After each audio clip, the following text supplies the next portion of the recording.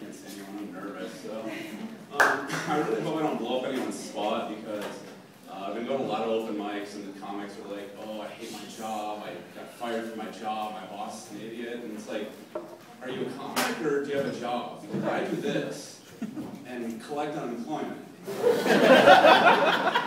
Mostly unemployment, though. No, if you want to, I used to have a job. That's shocking as that might seem. I used to work for the teachers union, and we tried to organize charter schools in Chicago. And part of the job was we would have to go out to these charter schools when the schools let out, try to talk to the teachers, go, hey, I'm with the teachers union, we want to form a union here. And they don't put charter schools in like nice parts of Chicago. They're not on like the Gold Coast or Lincoln Park. They're in like the really shitty parts of town, like Inglewood or North Lawndale. So much like a passed out drunk girl at a frat party, I got more than a few head turns standing in North Lawndale. And my boss was an idiot, and he, his suggestion to me is like, well, just look like you belong there. Look at me. I look like a guy who eats an entire box of Apple Jacks for dinner.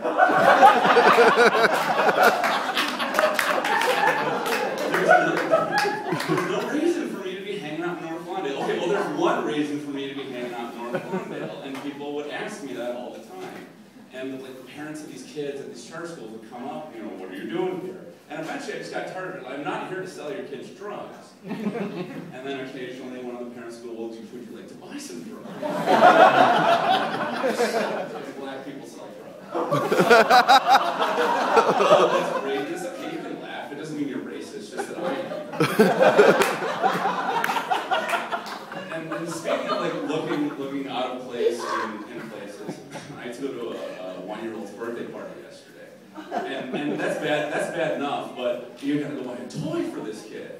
And again, someone who looks like me, walking down the toy aisle, like Target or Canada or something, like no girlfriend, no wife, no kids of my own, that just looks creepy. So I had to go to this birthday party, and all my cousins and all my friends are having kids, and I'm like terminally single. But they're having kids, so the kid's born, you gotta go buy a gift. There's a christening a couple months later, an envelope full of money. The first birthday party, and it's like another, you're shelling out money for toys and cards and stuff. And my question is, doesn't anyone pull out anymore?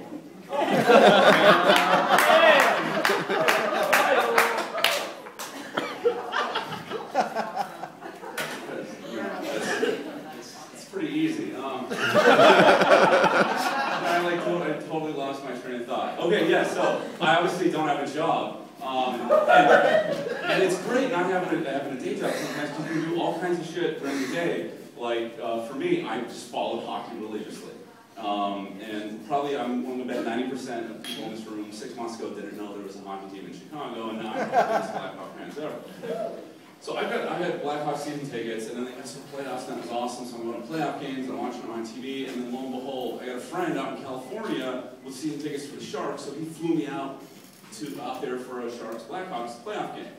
So I go out there, and because I'm an asshole, I'm wearing my Blackhawks jersey, and we're walking around San Francisco, and we're walking past the park where the San Francisco Giants play, and the game is let now, and like these drunk Giants fans are coming out and they see me wearing my Blackhawks jersey and they're like, fuck you, Blackhawks fucking suck.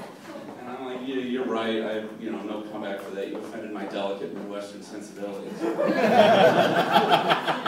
I seriously hope you're getting in a car. Like, looks at me queer, what? And then the day of the game, I'm going to the game with my friend and we stop to get gas and standing outside the car with him because it's just creepy to sit in the car when they're pumping gas. And he's like Cholo guys are driving by. And I don't even say that to be racist, but they're like really Mexican. And they're like hanging out the window, and they're like, this is Sharks territory. Queer? What?